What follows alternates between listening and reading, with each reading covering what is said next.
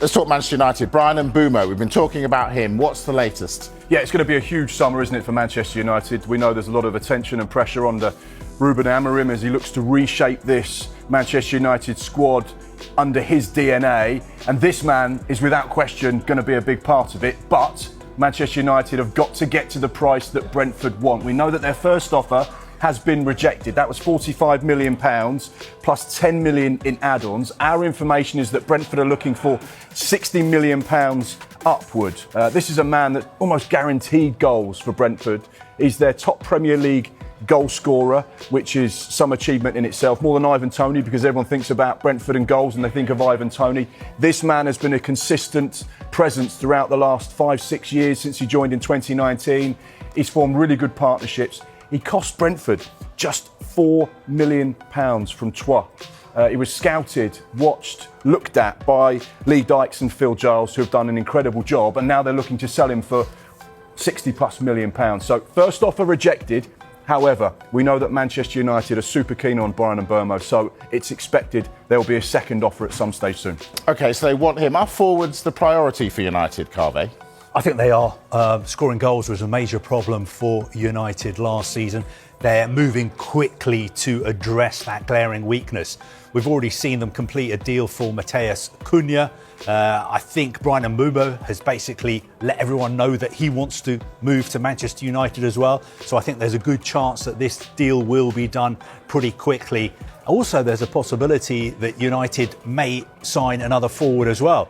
There have been lots of reports today that they may go in for Viktor Gyökeres at Sporting. Now, he's somebody who, of course, has worked with Ruben Amorim. Amorim knows him well. I'm sure there are lines of communication that are open between him and Viktor Gyökeres and his representatives.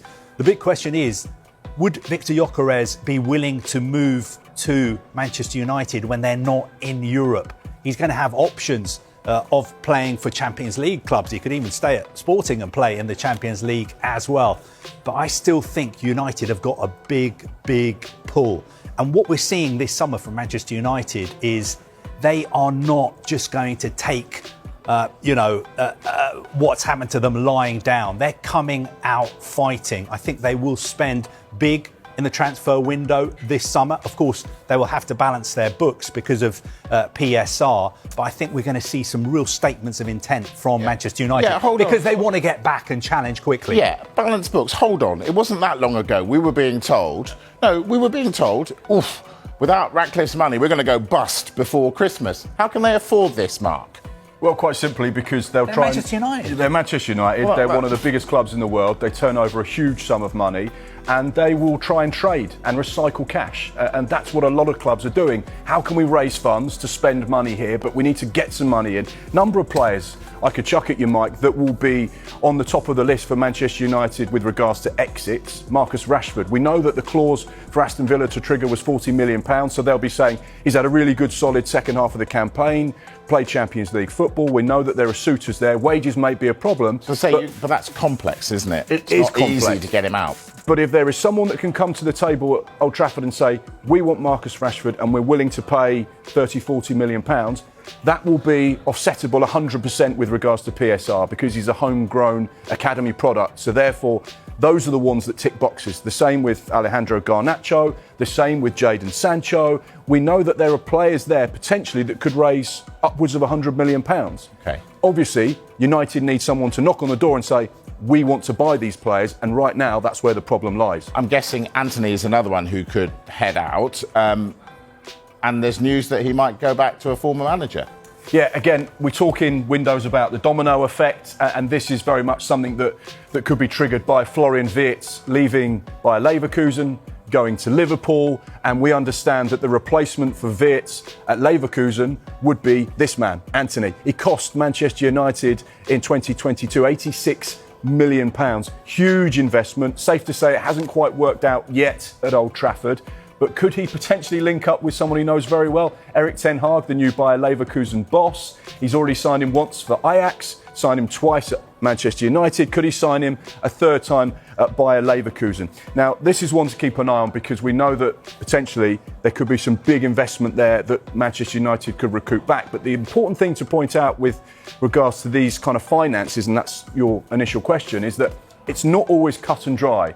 Manchester United paid £86 million for him, but there will be wages, bonuses, agency fees on top of that.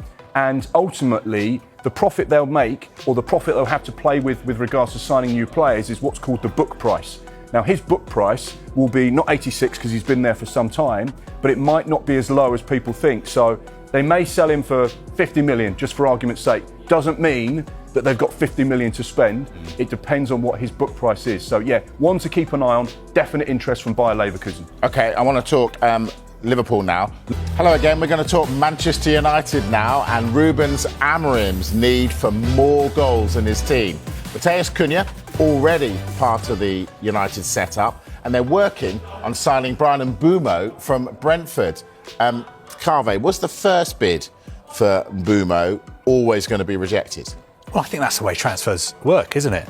When Manchester United get a clear indication that a player wants to come to United and they decide to get in touch with his club and have initial discussions, they obviously have an idea from representatives about how much it will cost to sign the player, and they're not going to go in with a high offer